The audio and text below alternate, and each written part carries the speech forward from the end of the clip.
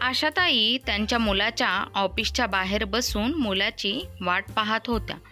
त्यांची नजर फक्त दाराकडेच होती. त्यांच्या नजरेत एक काळजी, चिंता, भीती स्पष्टपणे दिसून येत होती. एका जागी बसून बसून आता त्यांचे गुडघे देखील उत्तर देऊ लागले होते. तिथे शेजारी बसलेल्या शिपायाला त्यांच्याकडे पाहून त्यांची दया आली आणि त्याने त्याची खुर्ची त्यांच्याकडे सरकावली आणि त्यांना बसायला सांगितले.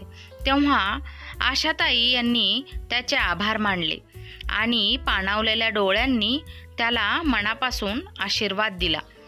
काही वेळाने त्यांच्या मुलाला गाडीच्या खाली उतरताना पाहून आशाताई धावत पळत त्यांच्या मुलाकडे गेल्या आणि त्याला बिलगून ढसाढसा रडू लागल्या.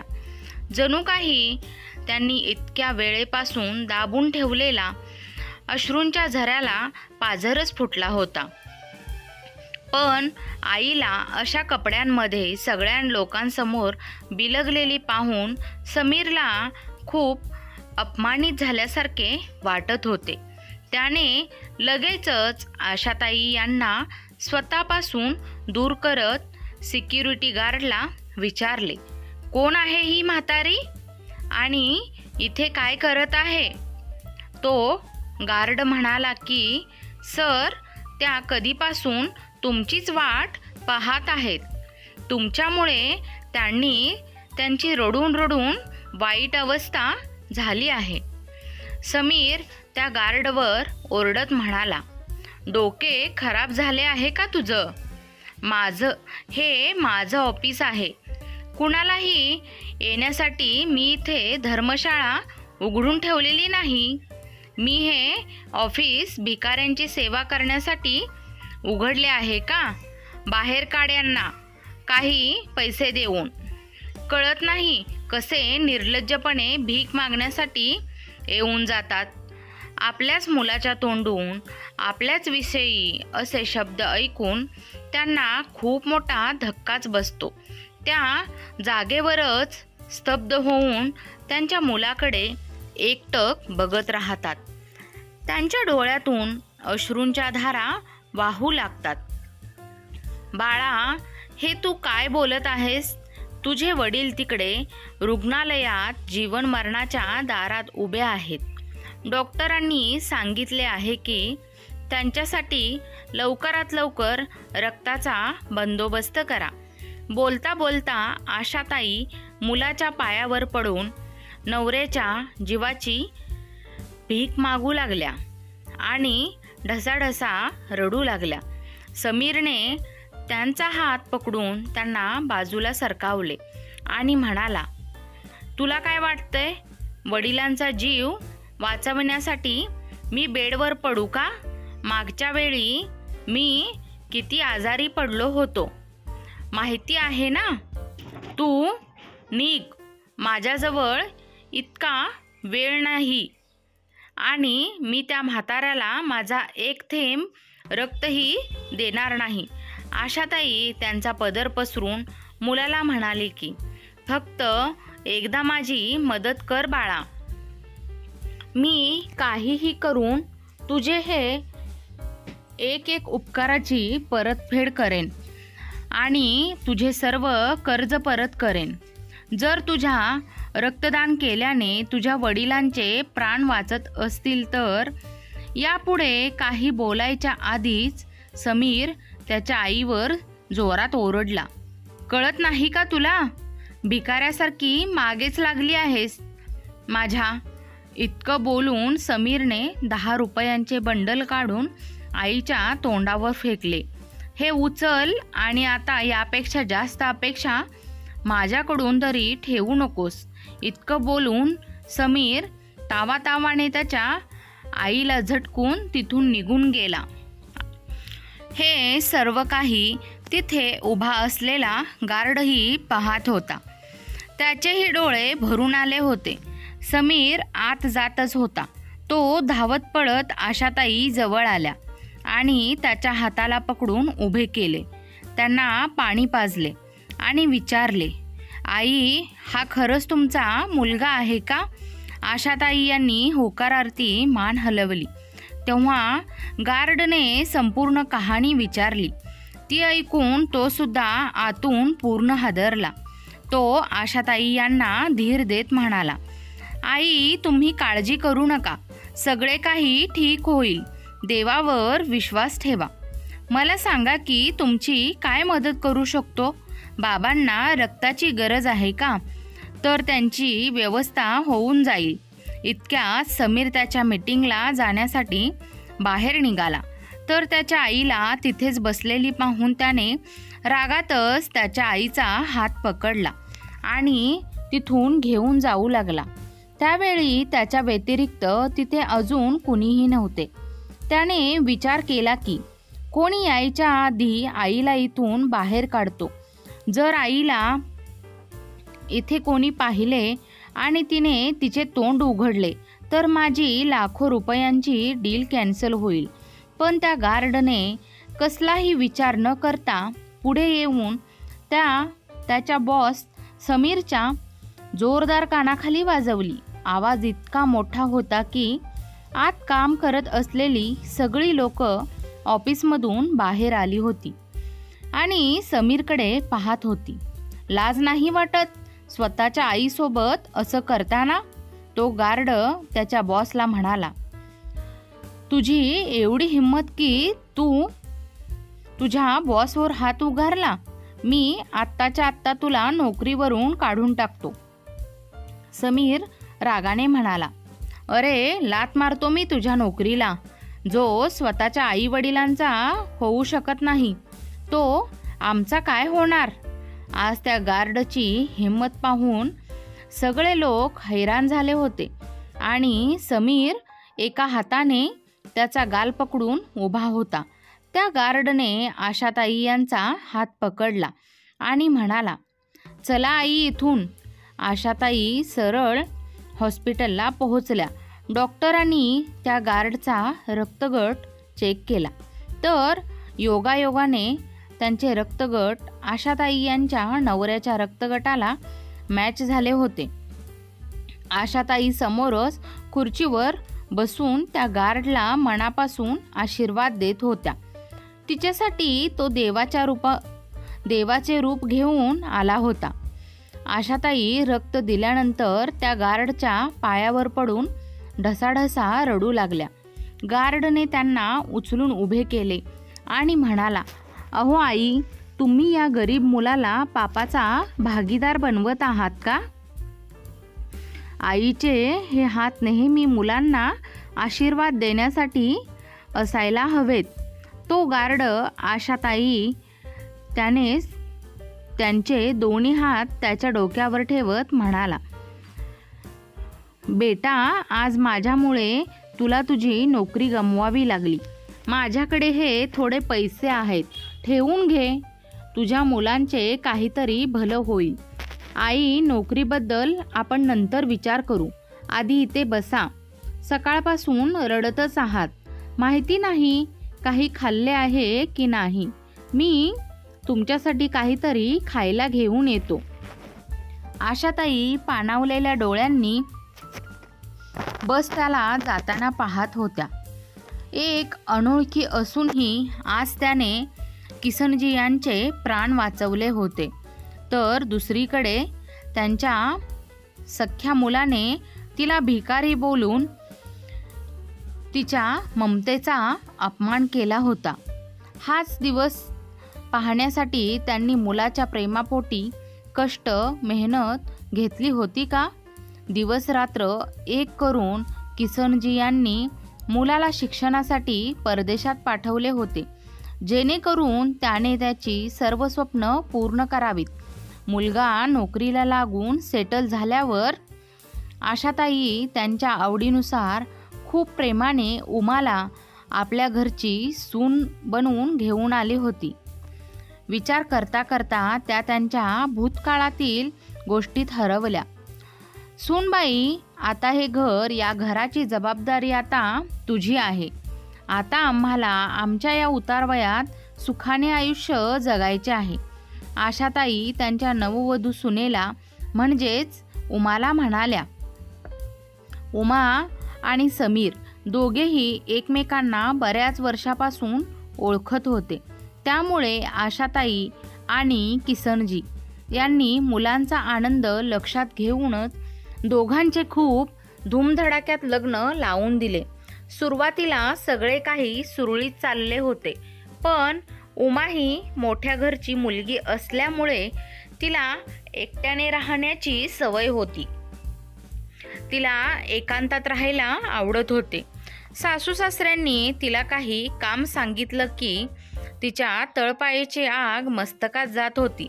ती नेहमी याबाबत समीरकडे त्या दोघांची तक्रार करायची, पण तो म्हणायचा की तू काही दिवस चांगली वागणूक केलीस तर या सर्व प्रॉपर्टीची मालकीण म्हणून ओळखली जाशील. म्हणून उमा तिच्या भावनांना आवर घालत खोटे हास्य चेहऱ्यावर ठेवून तिच्या सासू सासऱ्यांची प्रत्येक गोष्ट मान्य करू लागली. एक दिवस किसनजी खूप आजारी पडले. त्यांना रक्ताच्या उलट्या होऊ लागल्या. तेव्हा त्यांना ताबडतोब हॉस्पिटलमध्ये दाखल करण्यात आले, जिथे त्यांच्या उपचारासाठी खूप जास्त खर्च सांगण्यात आला. अशातच आशाताई त्यांच्या मुलाला म्हणाल्या की बेटा, तुझ्या वडिलांनी सेविंग करून ठेवली आहे, पण ती आता आपल्याला कशी मिळणार माहिती नाही आणि तुझे वडील काही सांगण्याच्या स्थितीतही नाहीत. त्यामुळे तूच पैशांचा बंदोबस्त कर बेटा. त्यावर समीर म्हणाला की आई, इतकी मोठी रक्कम आणि तीही इतक्या लवकर कसं शक्य आहे? एक साधारण नोकरी करणारा माणूस आहे मी, आणि दुसरीकडे माझे ऑफिसचे काम सुरू आहे.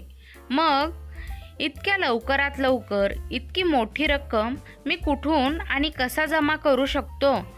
आशाताई म्हणाल्या की बेटा, कोणत्या मित्राकडून नातेवाईकांकडून उधार घे. एकदा का तुझे वडील बरे झाले की सर्व घेतलेले पैसे व्याजासकट परत करू. समीर म्हणाला, म्हणूनच मी बाबांना सांगत होतो की तुमचा सर्व हिशोब मला सांभाळायला द्या. पण कदाचित बाबांना माझ्यावर विश्वासच नव्हता. आशाताई म्हणाल्या, बेटा, आता तुझ्या वडिलांना बरे वाटले की सर्वप्रथम मी त्यांना हेच काम करायला सांगेन. आता आमचेही वय झाले आहे. कधी काय होईल याचा भरवसा नाही. ठीक आहे आई, मी बघतो कुठून काही मदत मिळाली तर. इतकं बोलून समीर तिथून निघून गेला.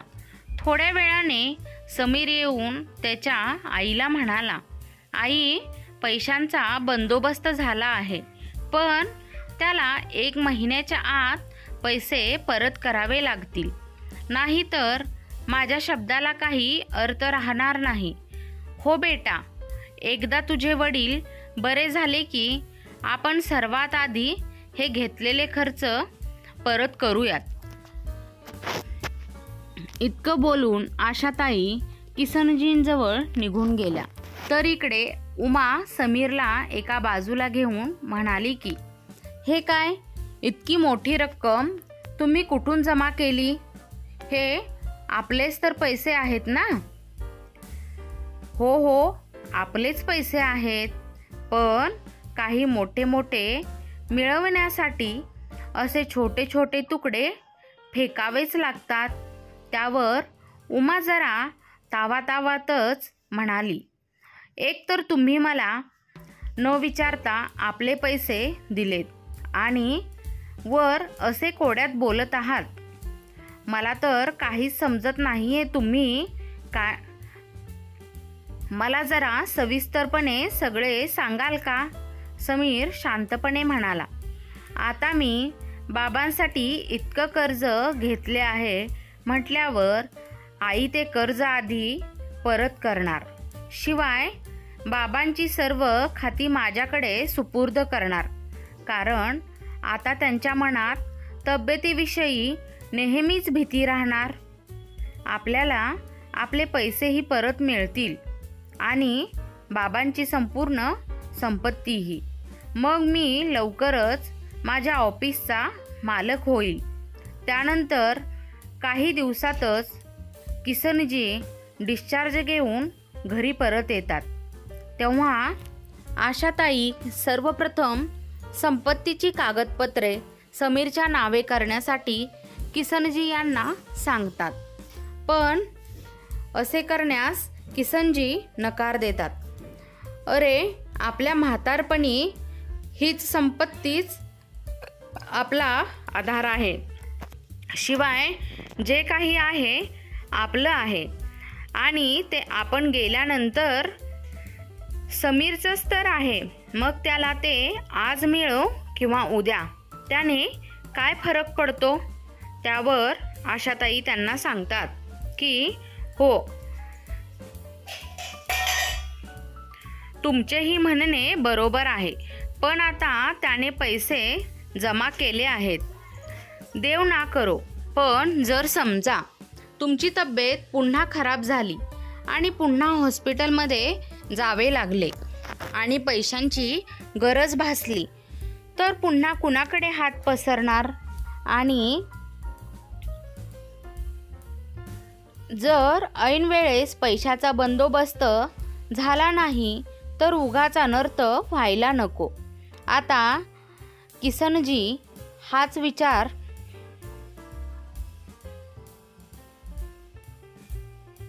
यांनीही विचार केला होता. हो, तू सुद्धा बरोबर बोलत आहेस. काल माझी जी अवस्था झाली ती पुन्हा झाली तर? हाच विचार करत किसनजी यांनी त्यांची संपत्ती समीरच्या नावावर केली. दुसऱ्या दिवशी आशाताई उमाला आवाज देऊन सांगतात की सुनबाई, जरा त्यांच्याकरता दलिया बनवून आणून दे. तर तिकडून सून जरा चिडूनच म्हणाली, 1 मिनिट आई, मी एक पेन आणि पेपर घेऊन येते. मग तुम्ही मला सांगा की काय काय बनवायचे आहे. आशाताई म्हणाल्या, हे तू काय बोलत आहे सुनबाई? मला समजले नाही. उमा रागातच म्हणाली, तुम्हा लोकांच्या नजरेत तर हे घर म्हणजे एक हॉटेलच आहे ना, नाही का? आणि मी इथली वेटर, जी तुमच्याकडून ऑर्डर घेते आणि बनवून तुमच्यासमोर आणून देते. तर सांगा, आणखीन काय काय ऑर्डर आहे तुमची? आई, आजारी बाबा आहेत, तुम्ही नाही तर स्वतःच्या हाताने का नाही बनवून घेत दलिया? प्रत्येक वेळी प्रत्येक कामासाठी मला आवाज देणे गरजेचेच आहे का?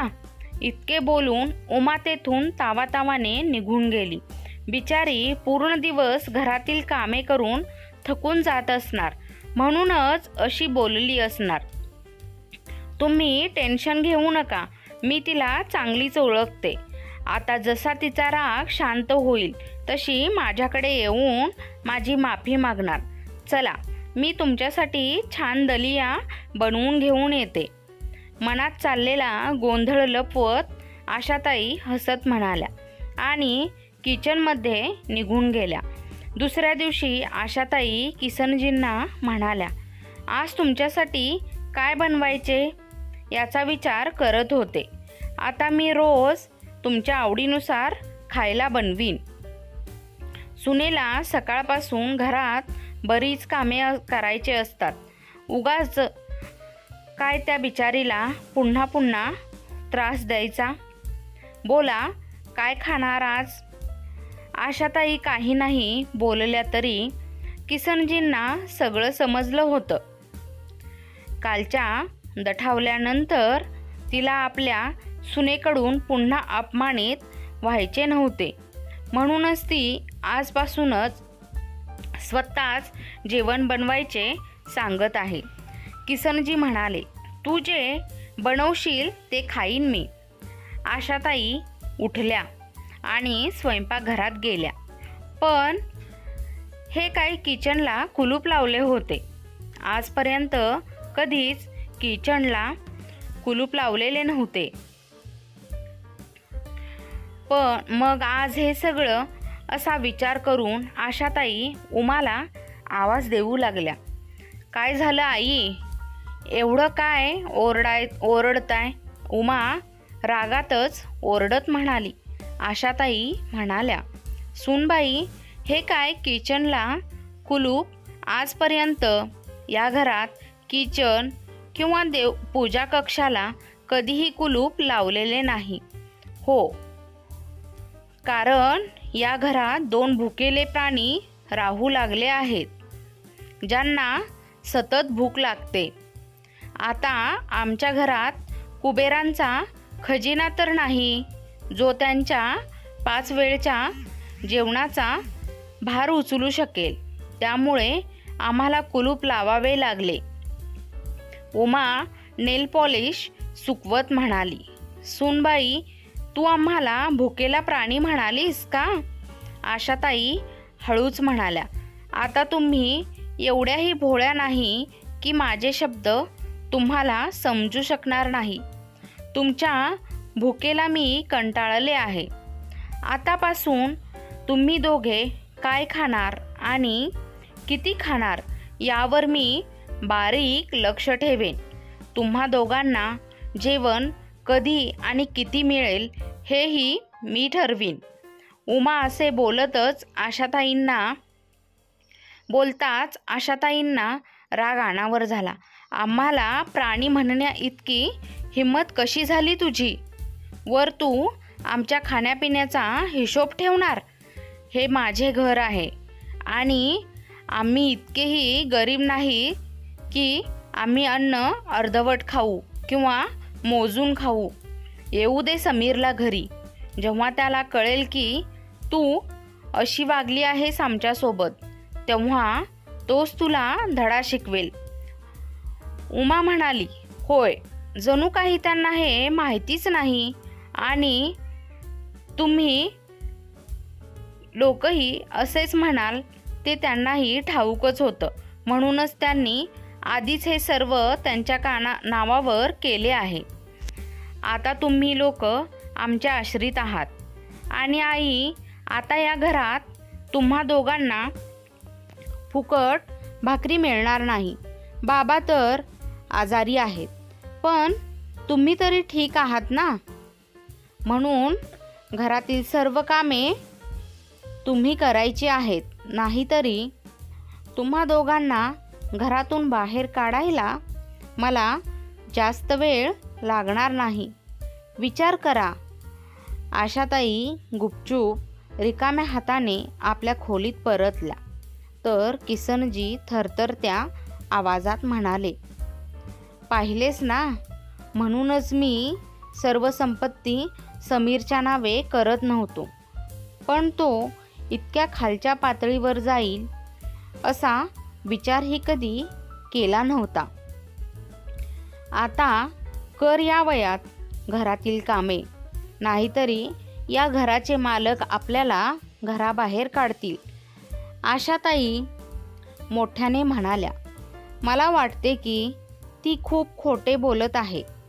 तिनेच माझ्या मुलाचे डोके खाल्ले असणार. माझ्या संस्कारावर माझा पूर्ण विश्वास आहे. येऊ दे समीरला एकदा घरी. खरं काय आहे ते कळेलच. रात्री समीर घरी आल्यानंतर आशाताई त्याला म्हणाल्या, बेटा बघ, सून काय म्हणत आहे. माझा विश्वास नाही बसत. मला माझ्या पालनपोषणावर विश्वास आहे. म्हणून तिला आणि तुझ्या वडिलांनाही सांग की जी ती काही बोलत आहे ते तसं काहीच नाही. आम्ही तुझे आई वडील आहोत ना, की या घराचे गुलाम. त्यावर समीर म्हणाला, आई, माहिती नाही तुम्ही दोघेही कोणत्या युगात जगत आहात. आजच्या काळात कुणीही कोणाचे नाही. फक्त पैसा सर्व काही आहे. आणि तुम्हाला काय वाटते की मी आणि उमाने आयुष्यभर तुमची हाजी करावी का? आशाताई आशेचा किरण मनात घेऊन उभ्या होत्या की कदाचित समीर उमावर ओरडेल. तिच्या विरुद्ध आपल्या आईवडिलांच्या बाजूने उभा राहणार. पण समीरने तिच्या आशेवर पाणी फिरवले होते आणि ती काहीच न बोलता ढसाढसा रडू लागली. आता तर उमाला आणखीनच मोकळीक मिळाली होती. त्यांना बोलण्याची आधीच उमाने किचनला कुलूप लावले. त्यानंतर दिवसातून 3 ऐवजी 2 वेळेसच जेवण बनवू लागली आणि उरलेलं शिळं अन्न त्या दोघांना देऊ लागली. किसनजी आधीच आजारी होते, आता जास्त आजारी पडू लागले. एके दिवशी आशाताई यांना खूप अशक्तपणा जाणवत होता. एकतर घरातील सर्व कामे आणि त्याशिवाय अन्नही नीट मिळत नव्हते. अशक्त होणे स्वाभाविक होते. घरची सगळी कामं उरकून थोडा वेळ पडून राहण्याचा विचार करत असतानाच त्यांचा डोळा लागतो. दरम्यान किसनजी खोलीतून बाहेर पडतात आणि उमाला सांगतात की सूनबाई, आज रात्री मला जेवायला देऊ नकोस.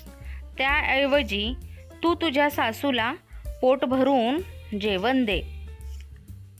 तिला खूप अशक्तपणा जाणवत आहे. ठीक आहे, मग तुम्हाला अशक्तपणा जाणवणार नाही ना? तुम्ही दोघेही असे वागत आहात की जसे मी तुम्हा दोघांना उपाशीच ठेवते दिवसभर.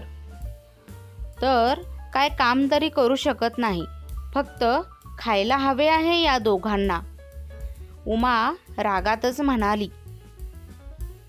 त्यानंतर आशाताई उठल्या. अरे, उशीर झाला मला उठायला. तुम्ही मला उठवले का नाही? की किसनजी म्हणाले. तू एवढी आरामात झोपली होतीस की तुला उठवावे असे वाटले नाही आणि मी जेवायला निघून गेलो. आता तू पण जाऊन जेवून घे. आशाताई म्हणाल्या. तुम्ही जेवलात? चला, बरं झालं. तुम्हाला वेळेवर जेवायलाही हवं. सुनेने काय बनवले आहे? म्हणजे पुन्हा शिळे खायला दिलं नाही ना? किसनजी जरा चिडूनच म्हणाले. अरे आशा, खूप प्रश्न विचारते. जाऊन जेवून घे. जे काही बनवले आहे ते. जिवंतच तर राहायचे आहे. चव तर कधीच विसरलो आहे. ठीक आहे, ठीक आहे, चिडू नका, असे म्हणत आशाताई निघून जातात. तेव्हा त्या स्वतःचं ताट पाहतात तेव्हा आश्चर्यचकित होतात. कारण त्यांना रोज उमा 1 वाटी डाळ आणि 2 पोळ्या द्यायची. पण आज 2 वाट्या डाळ आणि 4 पोळ्या होत्या. त्यांना त्यांची उत्सुकता आवरता आली नाही आणि तिने उमाला विचारले. काय झालं सूनबाई? आज माझ्या ताटात इतकं जेवण, तुला भूक नाही लागली का?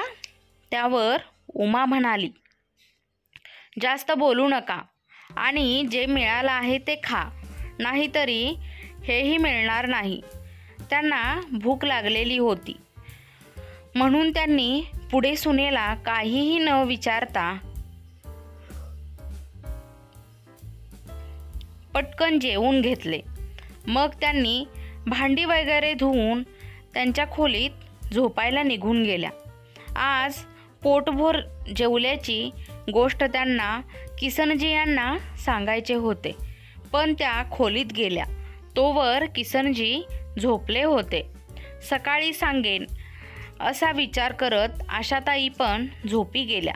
सकाळी जेव्हा आशाताई यांना जाग आली तेव्हा किसनजी त्यांच्या पलंगाखाली पडलेले होते.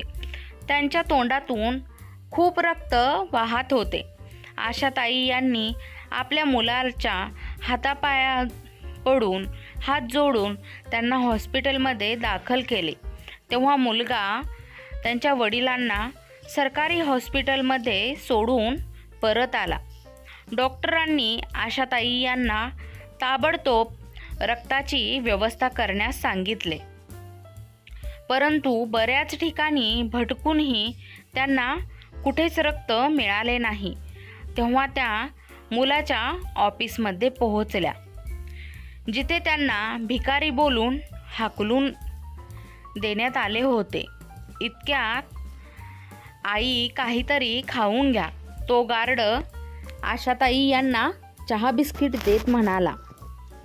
पण तितक्यात डॉक्टर बाहेर आले. येऊन म्हणाले की माफ करा, आम्ही किसनजी यांना उशीर झाल्यामुळे वाचवू शकलो नाही. आशाताई यांचा घास तोंडात जाण्याआधीच खाली जमिनीवर सुटून पडला. त्यांनी पाहिले की किसनजी अगदी शांत झोपलेले होते. त्यांना समजले होते की आता ते गेले आहेत. पण सर्वात आश्चर्याची गोष्ट म्हणजे आशाताई यांच्या डोळ्यात अश्रूंचा एक थेंबही नव्हता. इतक्यात आशाताईंनी पाहिलं की त्यांची मुलगी सीमाचा फोन आला आहे. हे सगळं इतक्या लवकर घडलं की मुलीला कळवण्याची संधीच मिळाली नाही.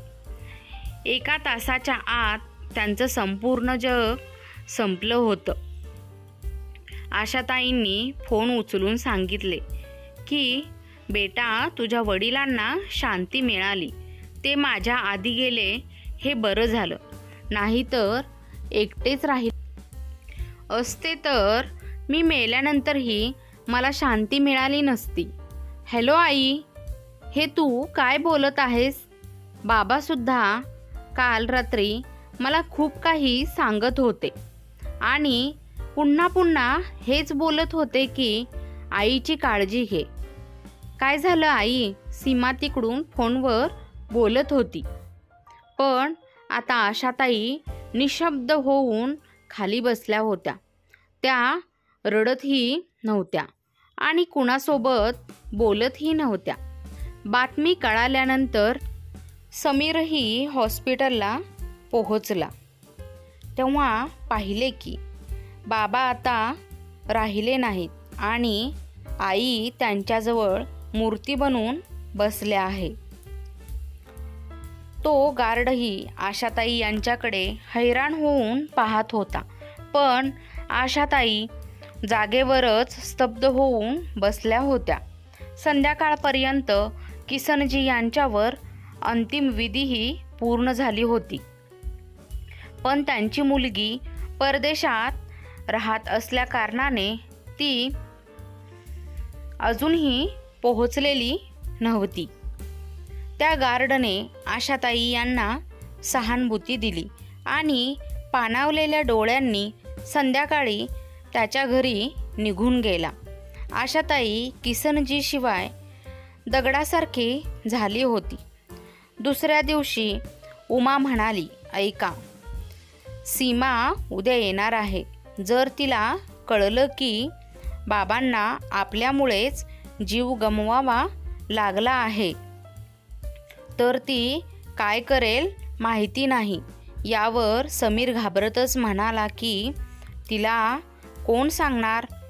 दगड झालेली माझी ही आई. यावर उमा म्हणाली की मला तर आश्चर्य या गोष्टीचे वाटत आहे की आजपर्यंत आईने सीमाला फोन करून का सांगितलं नाही आणि कुणास ठाऊक सांगितलंही असणार.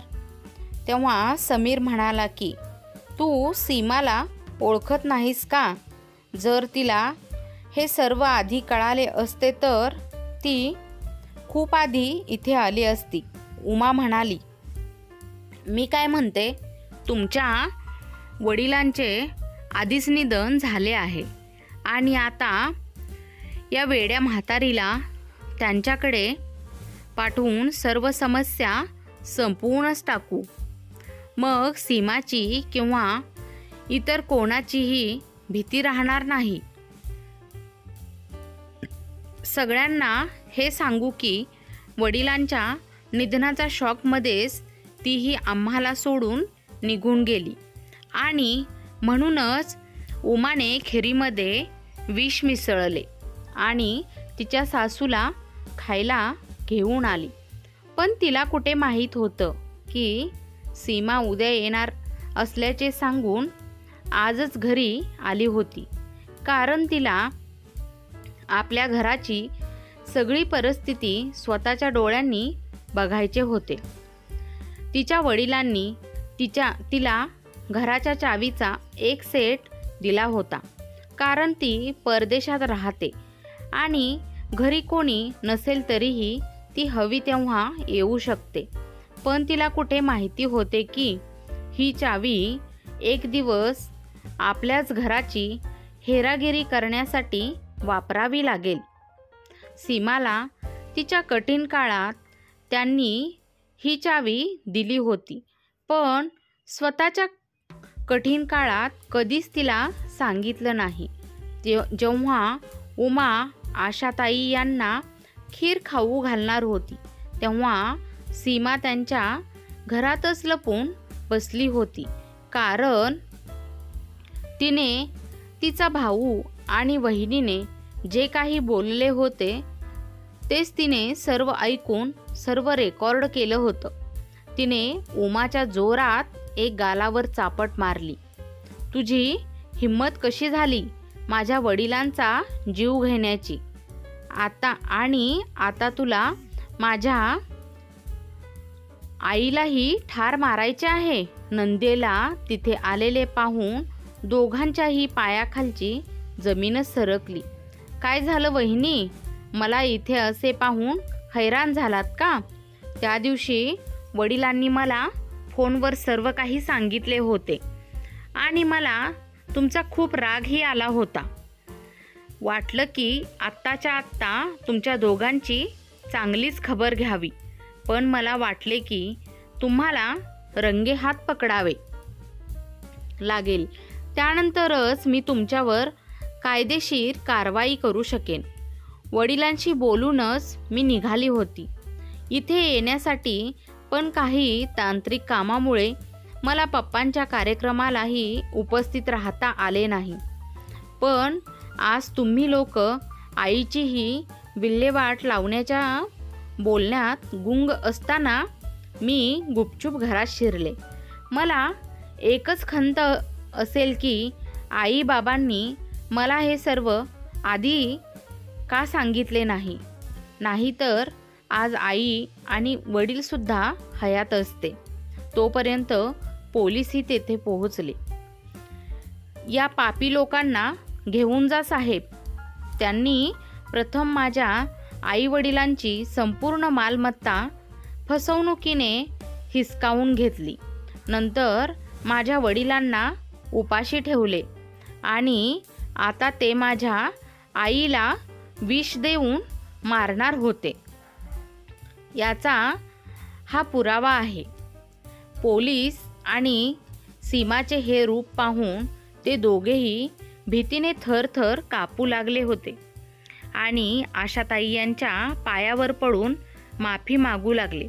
पण आशाताई काही बोलल्या नाहीत आणि पोलीस दोघांनाही उचलून घेऊन गेले. शांतता मिळाली तुझ्या वडिलांना. आशाताई यांनी आपली सर्व संपत्ती आपल्या मुलीच्या आणि त्या गार्डच्या नावावर केली, ज्याने आपले रक्तदान करून किसनजी यांचे प्राण वाचवण्यासाठी सर्वतोपरी प्रयत्न केला होता.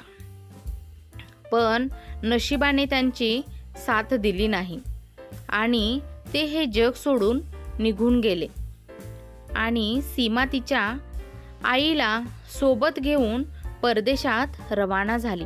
मित्रांनो, आजही काही घरात फक्त मुलालाच घराचा अधिकार मानला जातो.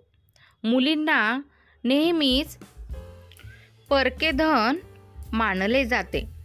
जेव्हा किसनजी यांनी आपली सर्व संपत्ती समीरला दिली, कदाचित याचमुळे ते पुन्हा सीमाला फोन करू शकले नाही. आपल्या मुलाने दिलेल्या त्रासाला मुकाट्याने सहन करत राहिले. पण त्यांना हे कळायलाच हवं होतं की त्यांनी आपल्या मुलीला संपत्ती द्यावी किंवा नका देऊ. मुलगी तरीही त्यांना साथ देईल, त्यांची मदत करेल, त्यांचे दुःख ती नक्कीच समजून घेईल. आम्ही इथे असे नाही सांगत की प्रत्येक मुलगा असाच असतो, पण कुठेतरी समीरसारखी मुलंही असतातच. तर मित्र आणि मैत्रिणींनो, आजची कथा तुम्हाला कशी वाटली? कथा आवडल्यास चॅनलला लाईक, शेअर, सबस्क्राईब नक्की करा. पूर्ण कथा ऐकल्याबद्दल तुम्हा सर्वांचे मनपूर्वक धन्यवाद.